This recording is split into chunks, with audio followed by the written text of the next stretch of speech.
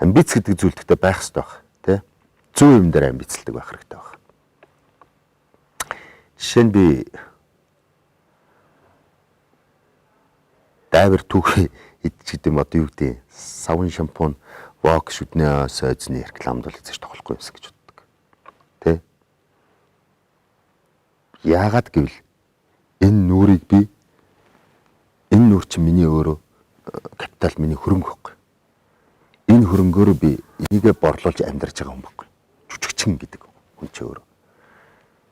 Энэ нүр арьс чинь өөрөө үн цэнтэй байж иж дараа чи үн цэнтэй жүжиг тоглох уу, тоглохгүй юу, амьдрах уу, амьдрахгүй гэдгийг чинь энэ шийдэх учраас тийм юм дээр би өөрөө амбицлж би ийм уран бүтээлд орон орохгүйгаа шийдэх шийдвэрийг гаргахгүй бол бүх санал тавьсан болгоныг би зөвшөөрөөд тэ энэ өрсөн болгонд нь очиж тоглоод байвал би өөрөө үн цэнэгүү. Миний сонгосон мэрэгжил үн цэнэгүү болчих байх гэж их айдаг имид.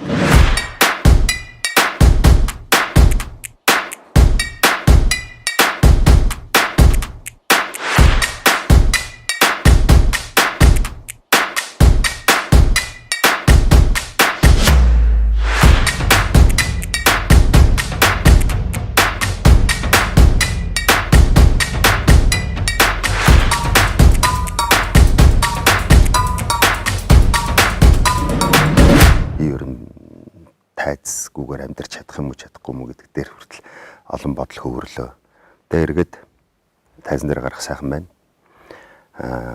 Тамгагүй төр гэдэг энэ актер Монголын сонгодог зохиолтой ард уран зохиолч Багвал Агсүрэнгийн ийм гайхалтай мундаг зохиолын одоо нэгэн дүр нь болж тайзан дээр амьдарч тоглоно гэдэг бол үнэхээр бас тэр болгон жүжигчин тохиолдоод байхгүй хувь завшаан гэж би дотроо үнэлж хүндэлж хайрлж биширч ингэж тоглож байна. Тэгээд сүрдэж байна. Лавсрангаан энэ тамгагүй төр жүжигийн үг текст бол үнэхээр өлссөн үнд бол хоол шиг. Тэ? Ийм амттай. Жүжигчүүн тоглоход хүртэл ийм бяртай. Амнаас гарахад хүртэл бяр амтагдаж хэлэхээр ийм гоё гайхалтай уран тансаг мөртлөө маш их хурц хүнээр бол маш их юм характертай үнүүд ингэ цээжинд ингээд суулгах цээжиндээ суулгана гэж ярьдэн шүү дээ. Суулгах гэд хүртэл ингээд дотроос ингээд хөвөлцөөд байгаа юм шиг юм мэдрэмж төрдөг юм гайхалтай өвдөстэй юм мундаг зохиол. За жүжигчдийн сонголтод кастинг бүрдүүлэлтээ бол мэдээж ерөнхий найруулагч өөрөө хэлэх байх. Яаж харсан тэ хин хэнийг амар дүртэй хуваарлах гэдэг бол мэдээж энэ жүжигийн найруулагчийн шийдэл, найруулагчийн бодол. Бидний хувьд бол сайхан байна. Дандаа хамтарч ажиллаж байсан уран бүтээлчд шинээр тайзан дээр анх харьцаж байгаа жүжигчин бол байхгүй. Барилдаа нэрх юм бол анхудаага барилдаж байгаа бүхэл байхгүй. Бүгдэнтэй нь барилдаж үзсэн, тайзан дээр те ноцолдож үзсэн. Тийм сайхан уран бүтээлчдтэйгээ эргээ тайзан дээрээ дахиад энэ том бүтээл дээр ажиллаж байгаа нь бол үнэхээр сайхан байна. Зовлон гэдэг ч юм уу, бэрхшээл гэдэг ч юм уу тийм зүйл бол ер нь бараг байхгүй.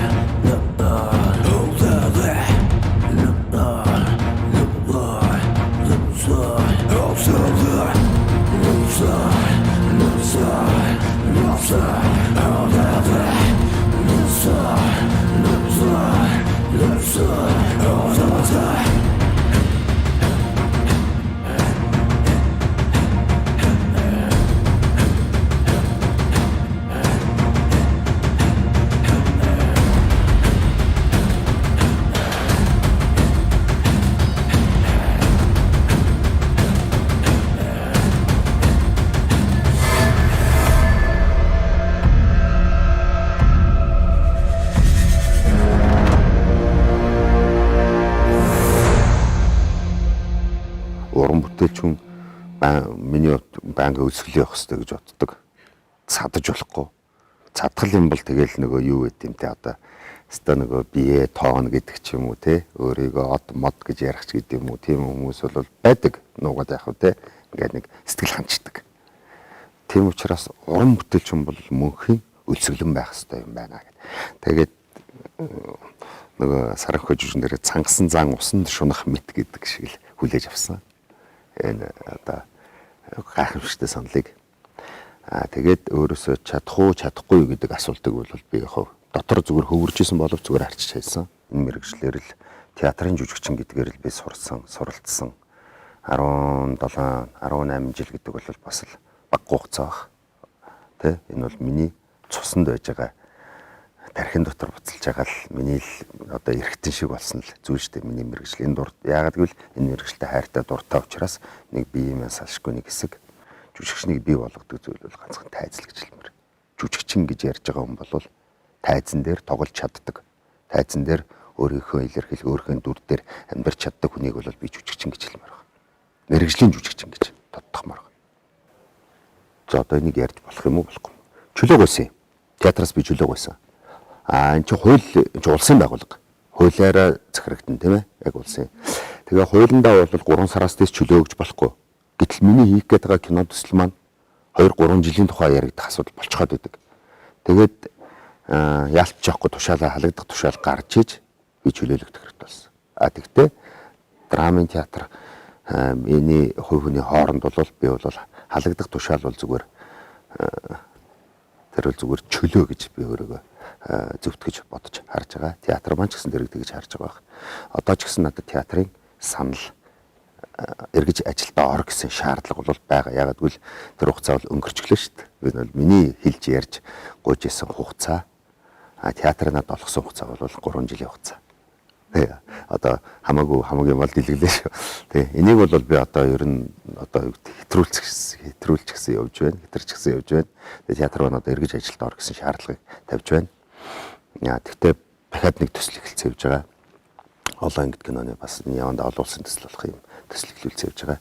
Тэгээ энийгээ бас нэг жигдлээд нэг голдролд нь оруулчаад эргээд ажилдаа орно. Өөрийнхөө уран бүтээлийн замнал дээр нэг сайхан жим татчихлаа гэж бодож байгаа. Зам биш жим. Энэ жимийг би зам болгохыг их хүсэж байна. Их олж хараагүй олон өнцөг, олон зүйлүүдийг олж харлаа, мэдлээ. Өөрийнхөө одоо уран бүтээл сэтгэлгээндээ салхи орууллаа гэж хэлж болно. Киноны найруулна гэдэг маань өөрөө бас их гоё амьд байлгаж байна те. And the winner of this year's Best Feature Film goes to The Steed.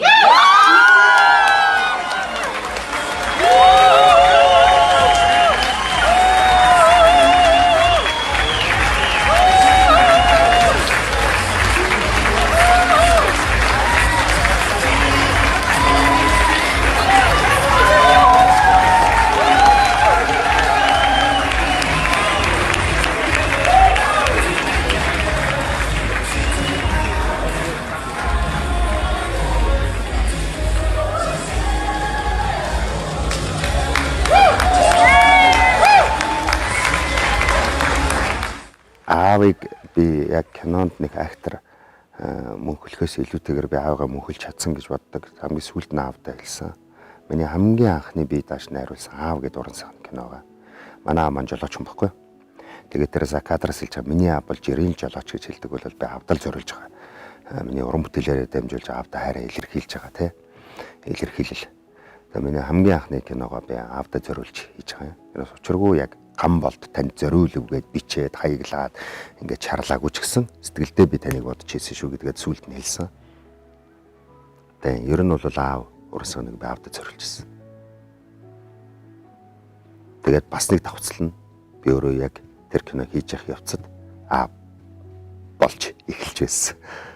Тэгээд тэр кинон дээр тоглож байгаа сая аав ээжигээ кинонд мөнгөснө гэж хэлсэн. Хүүгээ бас ээжийнхэн хөвлөд тогтон кинонд тоглолсон. Тэр нь жирэмснийг тестийг ингээд жүжигчин царин бол гаргаж ирээ ингээд хардаг тест. Тэр бол миний хамгийн анхны нөгөө баярт мөч. Тэрийг бас кинонд мөнхөлчигээд. Киноны зохиол дургасаа байсан учраас тэрийг ингэж оруулах, тэгж оруулах гэдээ оруулсан. Шигтгэе болгож оруулсан. Яагаад гэвэл би өөрөө аав болох гэж бэлтгэж чинь аавдаа зориулж чинь. Тийм учраас их гоё сэтгэлийг хөглөж орсон болохоор миний анхны бүтээл болоод ч тэр юм уу аав кинонд маш их хайртай.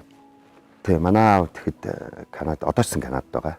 Одоо бас нас өндөр болж байгаа болохоор бас биеийн байдлаас л Канадад бас эмчилгээ хийх шаардлагатай болоод тий. Аав маань сонсгол маш муудсан. Сүүлдээ бүр юу ч сонсгой байсан. Тэгээ Канада тагалгаанд ороод тэгээ бүр тархин дотор нь аппарат суулгаад тэгээд ийм юугаар дамжуулагчаар ингээд сонсдог ийм аппараттай тэгээ сонсч эхэлдэг. Тэгээ бүр амар 100% сонсохгүй л дээ. Тэгээ 70%-тай 60-70%-тай сонсдог болсон. Энэ айгүй өөрөө их гоё баяртай мэдээ болоод би тэр үед тэсэлгүй нөлөөс сасгаруулц алганы хийдэр баяртай. Маань одоо жил гаруй жилийн дараа одоо их орондоо ирэх байх. Сонсдог болсон ирэх байх. Санаж байна уу? Тэгээ санаж байна. Өвлийн цагур жаргаад ургаж мандах наран Одон орчлон гэлчээр дүргэнэ Гэрэлтэй болсуудэртэй амьдрал гэдэг даваанд Хүний сэтгэл хараарал дутах юм Нардэлхийгээ гигүүлдэг шиг намайг хүн дэргэд минь ба Ол цаг утсан болохоор санаад ажиллаа л да. Тэгээд тэр гоё баяртай мэдээ олж байгаа. Тэр нэг баяртай мөч шүү дээ. Тэгээ маань одоо Канадад байдаг. Ээж маань одоо сая ковидын хамгийн хүнд хэцүү үед бас өвчнөө улмаас таалд өгсөн. Тэгээ Канадад бас бурхан болсон. Тэгээд хэцүү юм байлаа бас хүний амьдралд тохиолдож болох хамгийн том гарц, хамгийн хайрын, хамгийн хүн зүйл ээжийг алдах те. Тэгээд тэр үеийн бүр ядчихад хил гайл хориотой хүний нутагт те. Манай ихч ах хоёр маань хүүхдүүдтэй Канадад амьдардаг. Тэгээ яг тэнд бурхан болсон. Ээжийнхэн гараас ураад эцсийн салхас хийж чадаагүй тэр харамсдаг. Тэгтээ яг техник өгцсөн байна. Бас ингээд видео кол хийгээд ээжтэйгээ яриад тэгээд маш хүнд хэцүү цаг үе. Тэгээ хамгийн сүүлд онгоцоор чандралуулаад чандрын авчираад ээжийг нутагтлуулсан. Тэгээд